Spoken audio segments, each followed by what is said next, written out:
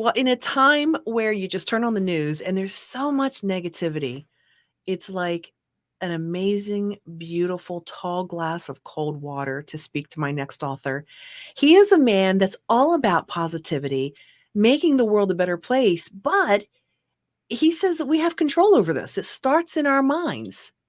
I can't wait to introduce you to my friend Antonio Robinson. Wrote a book called Heartfelt. Welcome, Antonio. Thank you. Thank you so much for having me, Suzanne. And Absolutely. here is my beautiful book It with the best is cover. So very much beautiful. wonderful symbolism in there. And the world you talk about, right? In the beginning. Yeah. There's so much adversity going on. There's so many heinous things people are witnessing. There's so many trials and tribulations. Yeah. What is the cause of that, you might ask? That is a Well, good question. right? You might ask. Well, Yeah. I pin down hope, inspiration, and spirituality in my book, but a lot of what I talk about hinges on spirituality and people having a higher state of consciousness. Like right now, currently, the majority of the world is in a third density consciousness. And there are different levels of consciousness. There's a 4D consciousness, a 5D consciousness, 60, 70. You're talking about beyond that. And the universe is forever expanding, right? Yeah. It always wants to reach the highest state of expansion. And that comes with consciousness because our minds are connected to the universe. Our subconscious mind is connected to the universe.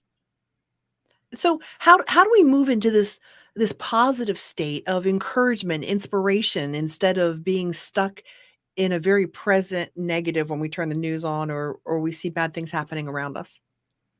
You do this, you hit the power button on the news. Yeah. Any type of negative energy you feel coming into your electromagnetic field, because we have one of those. You turn it Oh, off. yeah, no question, absolutely. So you're saying it's in our control. It's our Everything is actions. within our control. But if you're going through life and you're not grateful, Yeah, you're not present, you don't have compassion, you don't have empathy, you look down on people, yeah, right? Your whole goal in life is to be better than the next person. yeah. Is that going to be a life that's better for everyone else? Mm, It's going to be mm, better for you. mm. But if we're all united by one consciousness, how can people being in that low vibrational state advance all of humanity? It's literally impossible. And that's the struggle. That's what we deal with in this Mm. world. Antonio, before we started recording, we were going through some technical struggles, and I said, "You are very patient." And you said something that really caught my attention. You said that was meditation Yes, yes, and it is being in that something. special space. Talk to me about that. Yeah, yeah. Instead of looking outside of yourself, right, for everything that you need, meditation compels you to look inside of yourself and unlocking the secrets about your past life experiences. If you want to lean towards that, but I lean towards that now. And you can see the future through your meditative experiences. And the reason behind that is something I like to borrow from Dr. Joe Dispenza. Have you ever read any of his books? I have not.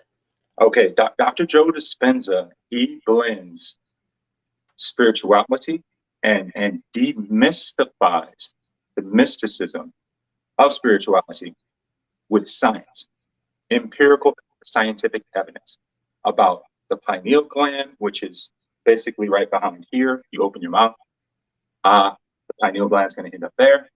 He talks about the calcite crystals that surround the pineal gland. So we're talking about oxygen, carbon, and calcium that surround it.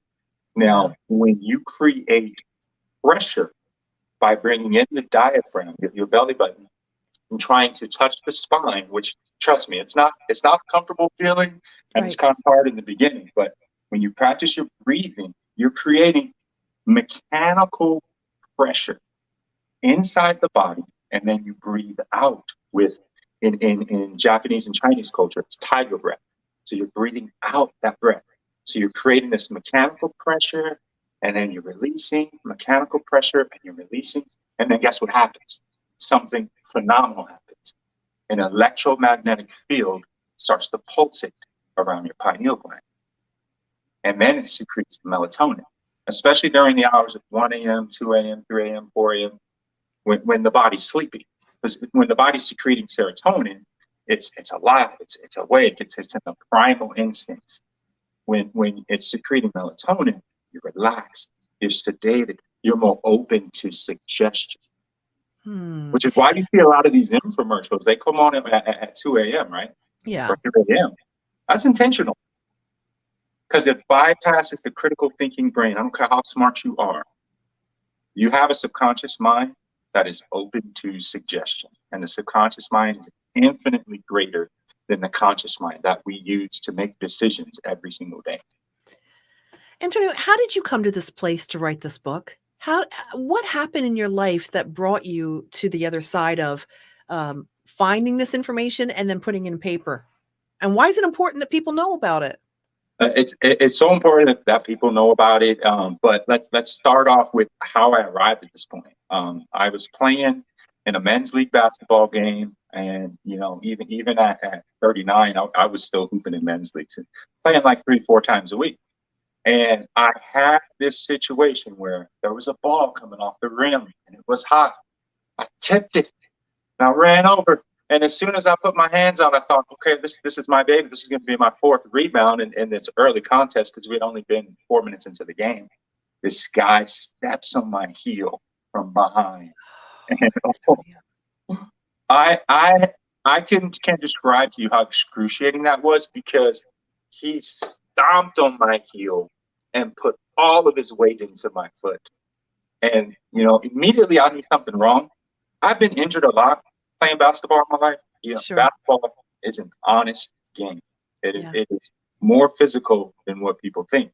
Sure. I dislocated this AC joint, hairline fractures in my ankle, but nothing compared to this. Because as soon as I hit the ground, I knew something was really, really wrong. I couldn't move my foot. The only thing I could move was my toes.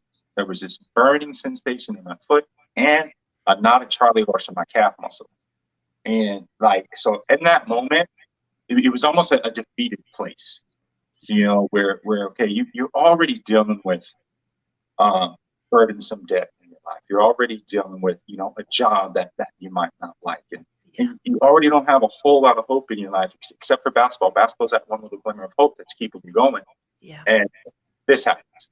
And when you go to the doctor and they perform the test on you, the Achilles test on you, and they say, yep, it's done.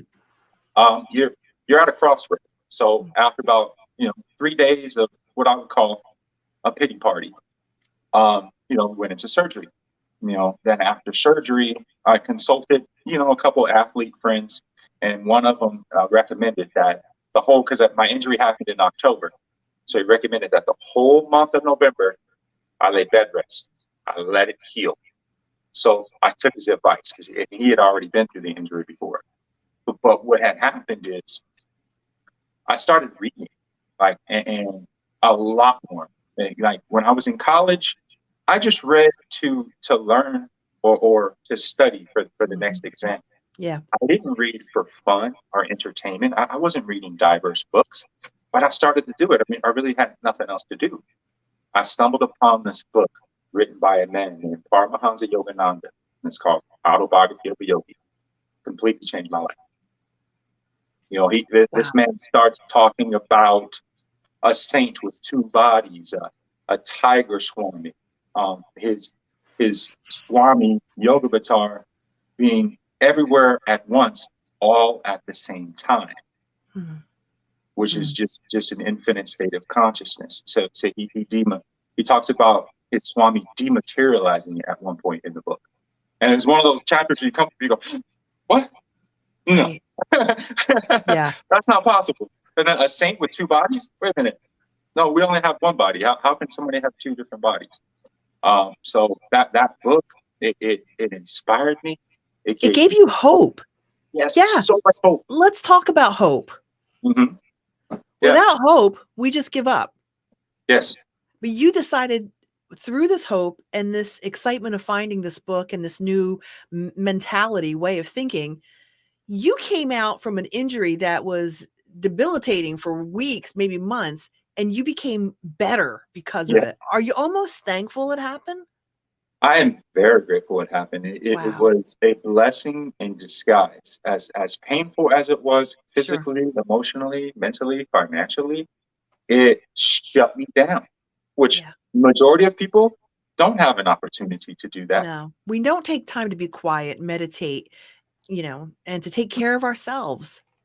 Yes, no question. That's all by design, though. Yeah. When you really look at the system, like a 40-hour work week, all right, that might not seem like a lot of time, but we are physical beings in a physical reality that need to collapse space in order to get to time. That means, like, if you Mhm. work in LA and you live in Riverside, like my county, for example, that's going to be an hour to an hour and a half commute. What does Right. that do to the physical body before you even get there to your 8 hour shift? Yeah. So okay, that's 9.5 hours. Wow. Then you're there dealing with the pressures, the stress, and anxiety at work, which tug on your chakra system, Sure. completely throw you out of alignment. The chakra system is supposed to be in alignment, perfect symmetry, so that you can be vertical coming out through the pineal gland and then eventually the kundalini, should you be disciplined enough to activate the kundalini. Yeah. But so you're vertical when you're in a stressful work environment. You're around customers that might be ambivalent for you towards you or create conflict towards you.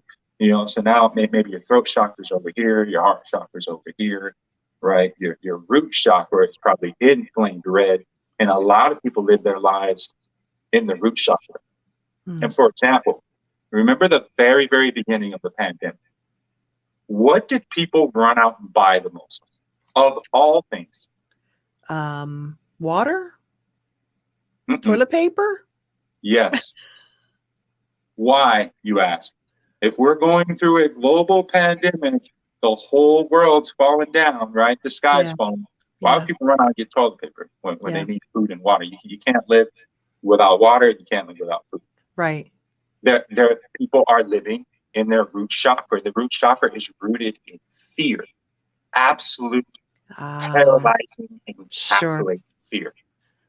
Wow. Right? And you have all these blockages in your chakra system as well from past experiences. It predominantly in your childhood. The majority of our trauma happens in our childhood. Wow.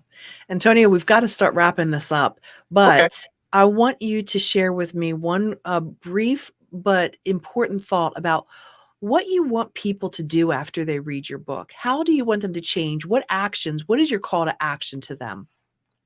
When what I want people to get from my book the most is hope, and to feel inspired, and to know that we aren't just physical beings living in a physical reality. We are multidimensional beings that are inhabiting physical forms. That might sound outlandish to a lot of people, but when you really compare yourself to the stars, the universe, and the other galaxies, you need to think about how magnificent you are and how everything that exists in a star lives inside of you. I love I'll that. leave with a Rumi quote. Um, we are not a drop in the ocean. We are the ocean in a drop. Wow. That is profound. What a great way to end. Well, we want to thank you so much, Antonio, and also Writers Republic for making this opportunity available to us. And tell Yeah. us where the book is available. The book is available obviously at my Writers Republic bookshop. Hmm. So that's www.writersrepublic.com/bookshop/heartfelt. It's also available on Amazon, Books a Million, Barnes and Noble, you name it. Writers Republic has done a great job of helping get my book out there. I But love without it. their help, diligence and expertise, I don't know where I'll be. That's awesome So to I'm very hear. grateful for Writers Republic. Great. Antonio, thank you so much for joining us. Maybe we'll talk to you again soon. Definitely. Thank you. Have a good day.